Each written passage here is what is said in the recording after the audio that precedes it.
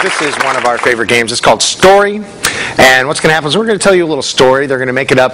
And I'm going to point to people, and they're going to start the story. And then as I point to different people, they're going to have to pick up where the last person left off and continue the story. And no matter who I point to, they have to just keep on going. We're going to make up a story for it. We need a name of a fairy tale. Not a real fairy tale, but make up a name of a fairy tale. The story of the blank. Story of the man who stole Florida. We'll make up anything we want with it. Doing a story for you. The fairy tale of the man who stole Florida. Peter Peninsula stared at his map lovingly. There was something he loved about the shape of that southern state. That and the fact that he had a vitamin C deficiency made him plan day in and day out to steal the entire state of Florida. But first he had to find a place to put it. He couldn't put it in his backyard because his backyard was too small. So Peter thought, Alabama. No one will look for Florida inside Alabama. Peter, what are you doing down there? His mother yelled. Oh, nothing, as he stood on the border of Alabama and Florida with a giant hacksaw. Cutting slowly. It came off. But what he hadn't expected was Florida started to drift off into the ocean. Luckily, he had a straw. So he tried to use that to force water to bubble it back towards shore. Nope, didn't work. Florida found itself an island out in the middle of the Caribbean. The people liked it better. They no longer had people from New Jersey coming down all the time. And there was dancing and singing, and Florida became the hottest island in the whole Caribbean. And in fact, it became hotter than Cuba.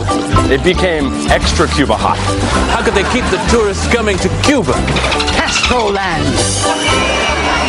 An amazing amusement park of mustache roller coasters and Che Guevara-themed mascots. Oh, people will thrill to come to our communist Wonderland, where they'll get to wear identical military uniforms and march together and sit in... Smoke cigars and stuff like that. Suddenly, the state police showed up.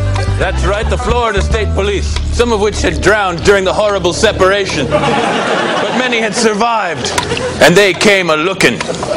they found Peter still gleefully eating oranges. All day long. He'd begun to turn orange.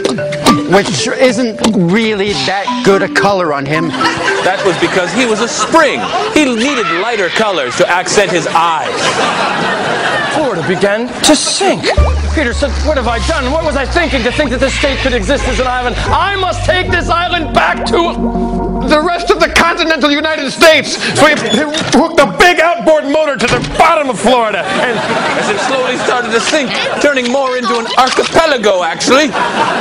Which is a series of islands for people who don't know what an archipelago is. Like, who doesn't know that?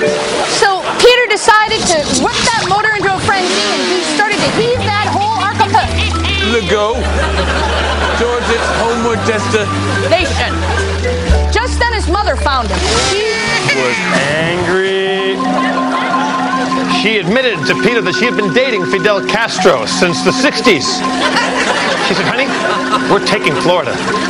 Back where it belongs. In the middle of the ocean next to Cuba. They're going to combine Cuba with Florida and make a new super country called Reduba.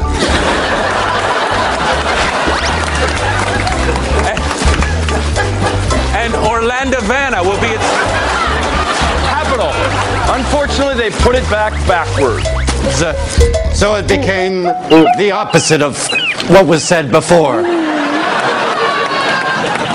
It seemed that every state in the entire Union wanted to separate and form their own island and scoot about with outboard motors across the oceans. Peter sat there thinking, what have I done? The moral of this story is, if you need orange juice, why don't you just go down to the supermarket instead of sawing off one of the most populous states in the Union?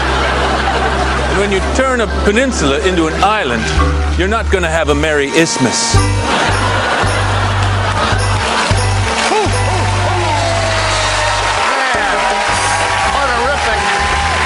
Thanks, look, you're right back. Don't go away.